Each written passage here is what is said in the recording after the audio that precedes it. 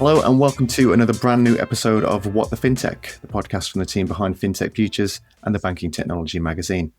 My name is Paul Hindle, editor of FinTech Futures, and for this episode we're joined by Coen Jonker, founder and CEO of Tyme Group. Coen, welcome to the show. Paul, good to be here. Great to have you here. And just to get started, would you like to quickly let us know a bit more about yourself and Tyme then? Yes, Tyme is a multi-country digital bank. We're headquartered in Singapore. We have banks in South Africa and the Philippines. We have a big technology hub in Ho Chi Minh City in Vietnam. And we're in the process of expanding our business into other places in Southeast Asia, particularly Indonesia, Hong Kong, and looking at other markets like Malaysia and further afield. I'm the founder and CEO of the business. I am originally a lawyer by training and trade, spent the first part of my career doing M&A and corporate finance, but then at some point became really passionate about this idea of financial inclusion and democratizing access to finance, and became convinced that the path to that is digital banking. So I've, in some way, shape or form, been in the digital banking game since about 2005. Excellent. Well, sounds great. And again, it's great to have you here. And thanks so much for taking the time out to speak with us today. So on the show this week, we'll be discussing how Tyme Group has looked to approach its growth strategy amid the evolving digital banking landscape globally, and what's next for both TymeBank in South Africa and GoTyme in Southeast Asia. We'll explore how the group is utilising advancements in technology such as GenAI and new fintech innovations to enhance its product suite and meet shifting customer demands, the latest digital banking trends and how emerging technologies could further transform the banking industry, and Coen's top tips for growing a digital bank in the current macroeconomic climate. So to start off then, Coen, Tyme has had a really interesting journey from being a new venture spun out of Deloitte to becoming the global digital banking brand that it is today. Can you tell us a bit more about the origins of the group and its evolution up until now? Yes, so we started as a banking as a service business, really. We didn't have those words back then in 2012, but the first version of the business, we didn't have our own banking license. We built banking products for insurers and mobile operators in Africa. And then the business was acquired in 2015 by Commonwealth Bank of Australia. And that was a fantastic break for us because it allowed us to take the business out of Africa, bring it into Southeast Asia. I ended up running CBA's retail and insurance business outside of Australia and New Zealand, getting to know this part of the world a lot better. And we were essentially owned by CBA from 2015 to 2018. And then we did a management buyout. And what the management buyout allowed us to do is to build the thing we've always dreamed of building, which is an end-to-end, full-service, large-scale digital bank. And so the first one we built was South Africa. We were very lucky to get one of the 5 banking licenses in the Philippines for digital banks and to partner with a fantastic family conglomerate there.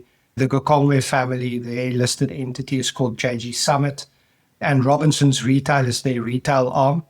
So we were very lucky to find them as partners. And now in the 2 markets, we've got around about 17 million customers. We're at a run rate of about $250 million turnover, $135 million net operating income, and growing at around 1 million customers every 2 months. So we've got good momentum now. I think we've proven product market fit. And now the job is to prove that we can continue to expand into new territories. And the next job is to get the business into Indonesia. Sounds great. And we'll dive into that a little bit later, but maybe we can start with TymeBank in South Africa. So last year, you hit the big milestone of 10 million customers and a bunch of key milestones around customer deposits and business lending as well. How have you looked to approach your digital project strategy there to stand out from the crowd and differentiate yourself from both the established institutions and new digital native fintechs to successfully build that market share?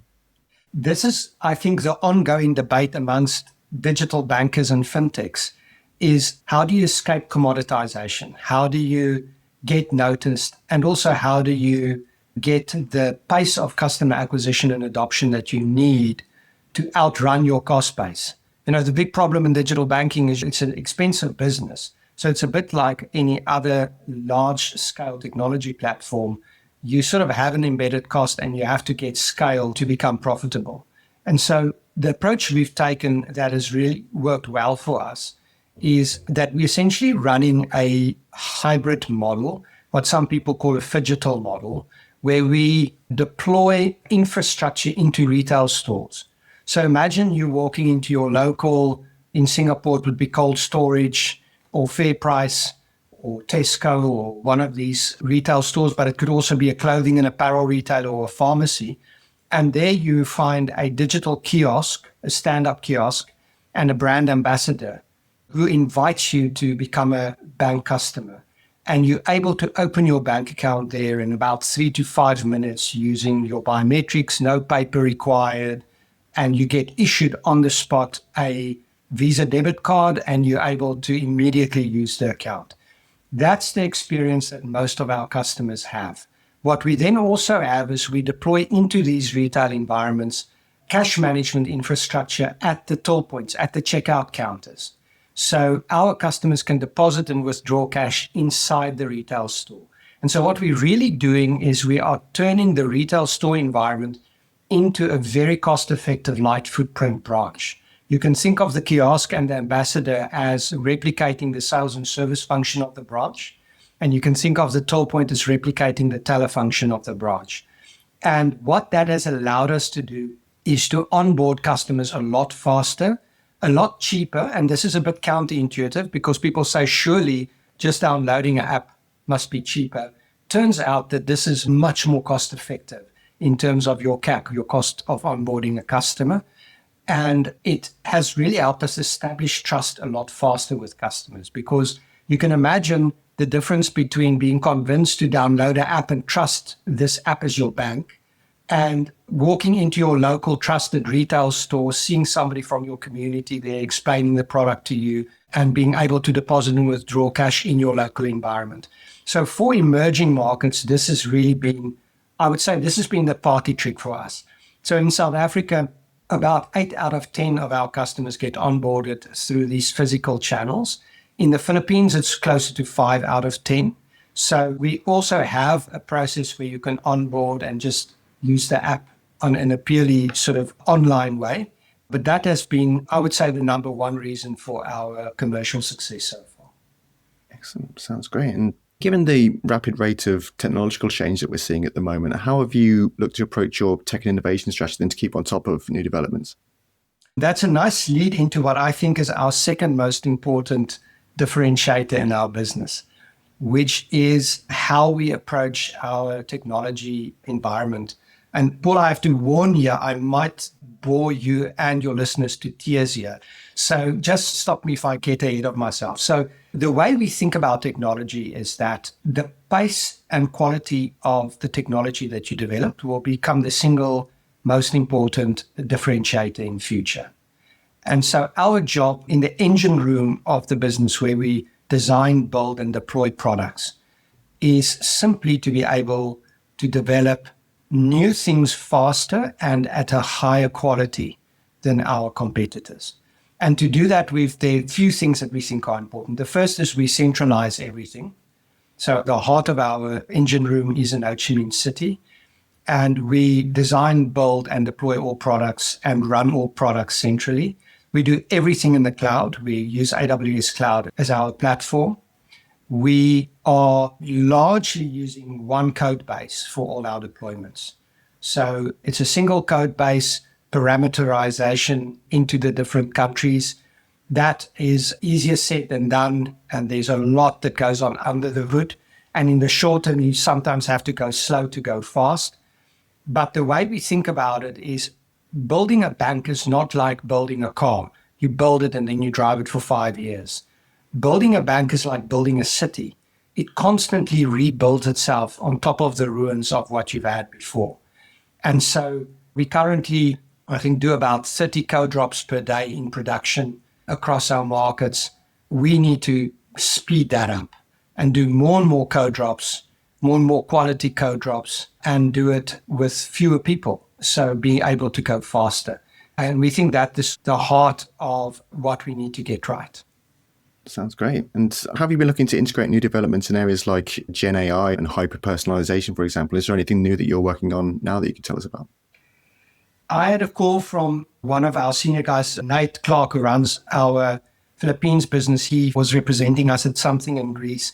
And he phoned me on Sunday and he said, I couldn't sleep because it feels to me like there's something big that we need to be doing here and we're not doing it. And I said to him, I feel exactly the same way as you. And if I know what that was, we would already be doing it. I think we all feel like we in a time of hyper change where there's so much that we're still learning and trying to understand and get to grips with. And we sort of feel there's something big coming, but we don't know exactly what it is. So the question is, I hope people relate to that. Maybe there's some people out there who know exactly what I need to do. You can leave them my number. It will be a great career for them if they have all the answers in our business. So the way we think about it, while we are in this quite uncertain time of rapid development, particularly around AI, one has to sort of loosen the controls on what you allow people to do so that you can have maximum pace of exploration. So what we're doing, a few things. The first thing we're doing is in the technology and engineering environment, we're allowing people quite a lot of freedom in the tools they use. And we're sort of letting them loose to see how fast they can go and using hackathon type of engagements for the different tools and approaches to compete against each other and learn from each other. And that's working quite well. I think we've made very significant progress. And the nice thing about engineers, if you give them the toys, they will play. And so that's in the technology environment. In the other parts of the business, we've become very deliberate in per domain. So think about a domain like compliance is actually embedding AI experts into the domain and having those AI experts take responsibility for three things: for the actual AI automation projects in that domain. That's the first thing that they're responsible for. The second thing that they're responsible for is the cultural change in the domain. So getting people to actually use and adopt those new projects or tools. And then the third thing is creating a learning journey for everyone in the business. So going to the chief compliance officer saying, okay, what are you going as part of your performance requirements for this year? What courses are you going to go on? What are you going to learn? How are you going to use your tools? So that we become a lot more deliberate in this learning thing. Because if pace and quality of technology development on the technology side is how we win, on the people side is having a really active learning culture and creating a business where people actually have the attitude that you're not going to be part of this business if you're not constantly learning. So in a way, as I had the conversation, it sounds like I'm not talking about the things that we're doing, but rather the way we think about how we do things. And the way I think about it is that our business is a cybernetic organism. We're entering high uncertainty. And so what we need to do is we just need to be fit for anything. We just need to become super fit, super focused, and ready for change. And then as we learn, as these new developments come out, we'll be able to absorb them and use them in the best way possible. I'll give you one example of the kind of thing that we're doing that I'm quite excited about. And this is more on the business optimization and the customer-facing side. We're increasingly using agents to take over entire complicated work processes. For instance, in our compliance area, one of the things we need to do on a daily basis is report to the local police on customer records and so on when they get a court order. And that's a complicated process. One of these reports can take a human hours to do every day, and we've got dozens of these. So we had teams of people just producing these reports, putting information, figuring out what's required. Is this person our customer, and so on. Those are the kinds of processes that we are now automating end to end, not a human in sight. Ironically, other than to do one thing, which is that the law requires us to print the report. So we need a human still to go and fetch the report from the printer and file it somewhere. But hopefully we'll have an optimus of something similar one of these days that will take the things from the printer and go and file it for us. Sounds good. I guess building on from that, I mean, for you personally, which emerging technologies and tech use cases have you been most excited by or focused on in recent times? And which do you think have the most kind of potential to further transform the banking industry? I think that customer-facing agents, they are going to be very exciting. I don't know whether you see Klarna just announced that they're pulling back a little bit from using AI for customer service. I think that the most interesting space is not necessarily the advice space or the call center space where the customer phones and they're already upset about something that needs to be fixed. I think the most interesting space is optimizing boring administrative duties for customers. A good example, something we're excited about, when you're paying a bill, to point your phone camera to the bill, identify all the payment requirements, auto-populate that bill payment onto your phone, and being able to press send. Now, these aren't super sexy, but I think that the way to enter these new applications, customer-facing applications, is not to optimize the most interesting or way out applications, but the most useful applications to customers that are reasonably non-threatening. And once you're there, once you have an agent in your app environment that does something useful for the customer, you've actually bought the trust necessary to start doing more and more interesting things for the customer. So a big debate in our business. There are some of my colleagues that think that spend analysis and nudges around financial health behavior is the place to start. My view is boring administrative tasks are the place to start. But maybe that says more about us than about what our customers really need, is these views we have on these things. Nice. So I guess going a little deeper into GoTyme Bank then, which is, as you mentioned, operating across the Philippines and Indonesia.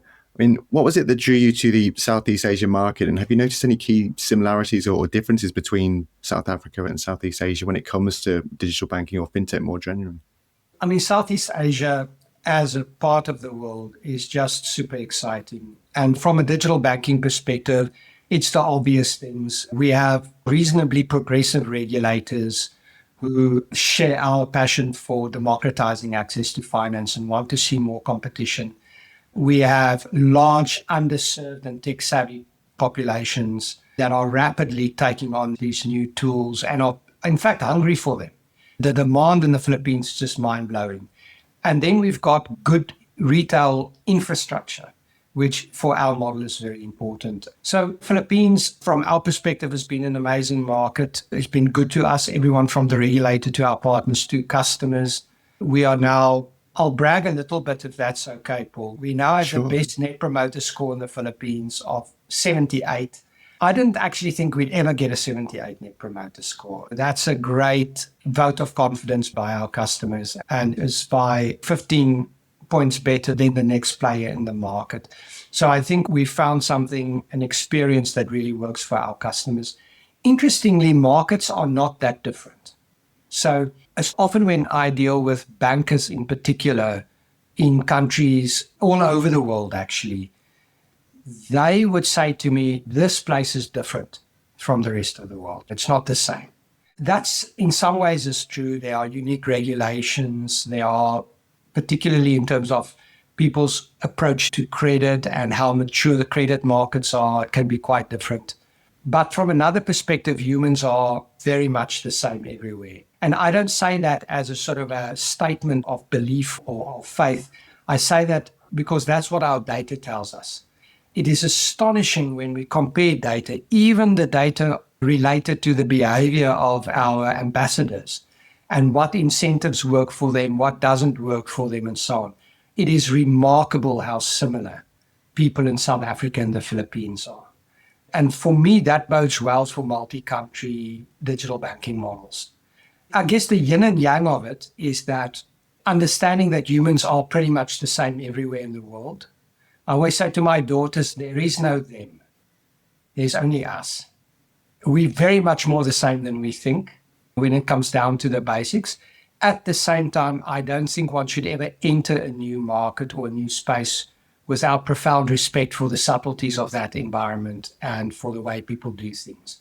And so those sound contradictory, but I think if you can sort of hold both those thoughts and figure out where the nuances are while having as a base assumption that people generally want the same things, that's sort of a healthy balance. Sounds great. I guess given the various macroeconomic factors at play at the moment? I mean, what are the big challenges for a digital bank trying to scale in the current climate? And in what ways have you looked to adapt to ensure your continued growth? Man, how much time do you have? I think for all of us, speaking from the perspective of the founder, it's a really tough gig because you're constantly trying to trade off this path to sustainability and profitability with a path to scale. And I haven't met anyone who is completely convinced that they understand how to trade those things off. If you take a bank like Nubank, they took 9 years to get to profitability, but they really overshot on scale, right? They've now got, I think, more than 110 million customers on their platform. But it took them nine years to profitability. Now, we just didn't have that luxury. Our shareholders would have shot us before the 9 years are over. So, in South Africa, we took just under 5 years to get to profitability. But understanding those trade-offs and understanding your capital markets. So it's not just what kind of business do I want to build? What scale of business do I want to build? But do I really understand how capital markets think about my part of the world and how much runway I'm likely to have given the market I'm in, the kind of business I'm building, and where we are in the cycle? And now part of the problem is that even that cycle, that sort of capital cycle, has become super unpredictable. If you said to me 2 months back that markets would be at record highs right now, I would have taken a big bet against you. And suddenly public markets are at the record high again. So it's very difficult to predict. And I think if I did it again, I would probably lean even harder into the path to profitability rather than the path to scale. Just because that, Simon Sinek's view on business book he wrote, The Infinite Game. He says the definition of winning is that you're still on the field and you're still on the pitch. You're still playing. I'm not sure, Paul, I'm just sprouting generalities here, but I think that's sort of, at a conceptual level, the central trade-off that one needs to get your mind around. Sounds really interesting. And I guess, obviously, at the end of last year, Tyme secured $250 million in a Series D funding round. How are you planning to use those funds, and what are your next plans for growth? And are you planning to enter more markets or maybe consolidate your position in existing markets? I guess we don't have the luxury to only do one or two of those things. We sort of try to do all of them. So the way I would think about our priorities, priority number one is to get to a top 3 position as a retail bank in South Africa with a return on equity above 35%, which is, I think, where a good digital bank should operate. But we don't need a lot of that money for that. So let's say less than 20% of the money will go towards that. Then the second job is to get to profitability in the Philippines and also get us well on the path to top 3 position amongst all the banks in the Philippines. That will take some of the money. Then entering Indonesia takes some of the money. We're also taking our merchant cash advance product to other markets. That takes some of the money. And then really making our technology platform robust. I think the mental model that I have when I think about multi-country digital banking is a bit like building a McDonald's. So you want to build a bank where you've got the entire operating model, technology stack, way of work. You want that to be quite standardized, down pat. You might have some markets where you go halal because it's a halal market. You might have some cities like Mumbai where you don't serve beef, but everywhere in the world, you're going to use the same chips machine. So getting that kind of base technology and base operating model built and made robust, that is sort of, I think, where we are going in the next 3 to 5 years. So that once we've got these 3 markets established, they represent a very good proof of concept with a market of 500 million people. Then we'll really be ready for the big time, which is to take this and sort of land one everywhere we go in the world. Excellent. You mentioned them briefly there as well, but a big chunk of that funding came from Nubank, which, as you mentioned, has been seeing huge growth in South America. What does that partnership mean for Tyme in terms of your growth plans, and how would the two companies work together? We're really excited about the Nubank business and team. It's like having the older brother that you never had. We're 6 years old, they're 12 years old. We started with transaction banking and savings as our core product. They started with credit card as their core product. We've got 15 or 17 million customers now. They've got 110 million customers. So there's just so much that we're learning from them. And the way we work together is we've got sort of peer learning teams by domain, learning from each other, visiting each other, seconding people across from the one to the other. Hopefully here and there, they learn from us when it comes to our distribution strategies and so on. We're learning a hell of a lot from them on the lending side. They also sit on our board and on some of our group committees, but they don't run the business. They very much behave like an investor rather than a sort of a management team, which I think is the right balance for us now. It allows us to potentially experiment with different strategies from them and us learning from each other. So very excited about it. I think in the next 10 years, there's undoubtedly going to be a consolidation phase in digital banking where people are going to come together.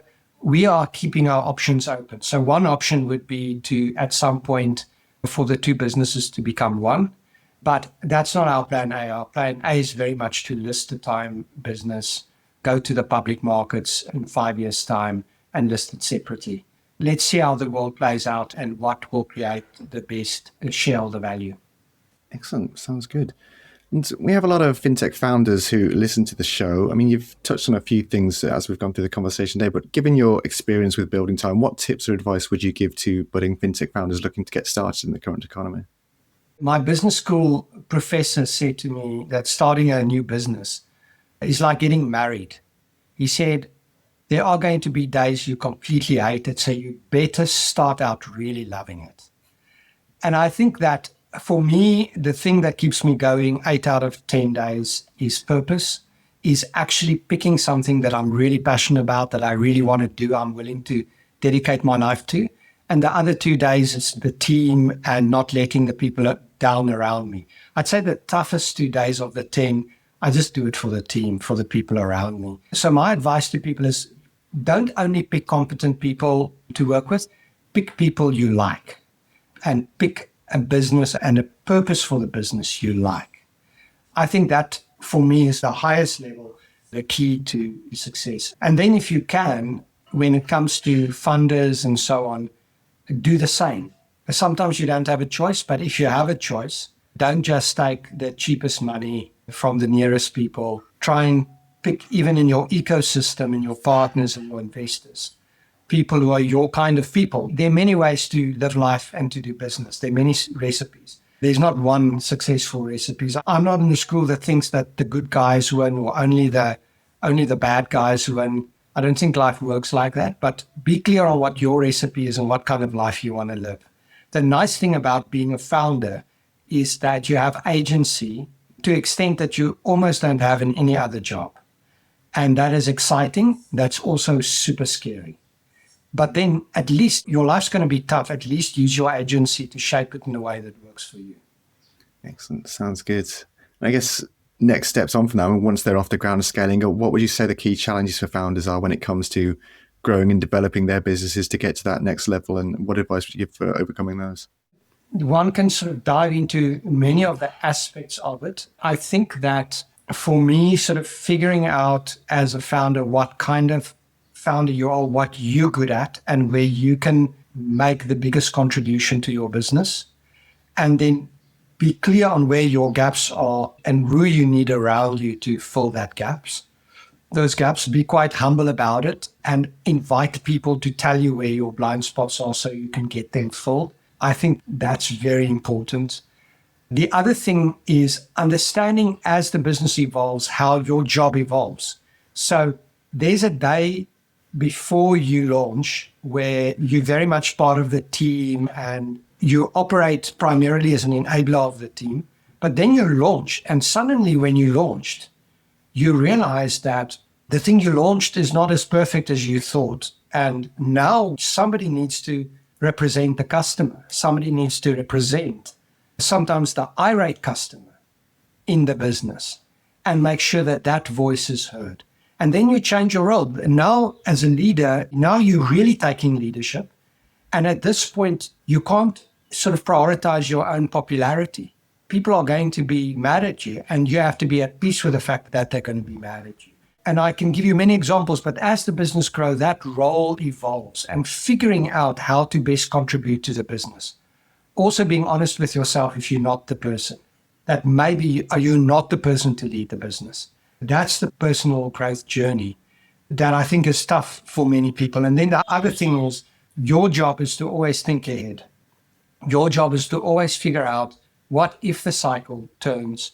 What if the money that looks like a lot of money that I have now for runway, if I suddenly need to stretch that by double the time? And so always constantly thinking through these sort of scenarios. I would say I almost never stop thinking about the business, because they're just so much of, I think, survival and success depends on your ability to play this multi-dimensional chess game in your head ahead of the things actually happen. And then things still happen that you never had in your chess game, like COVID, tariff wars, and then you just have to adjust again.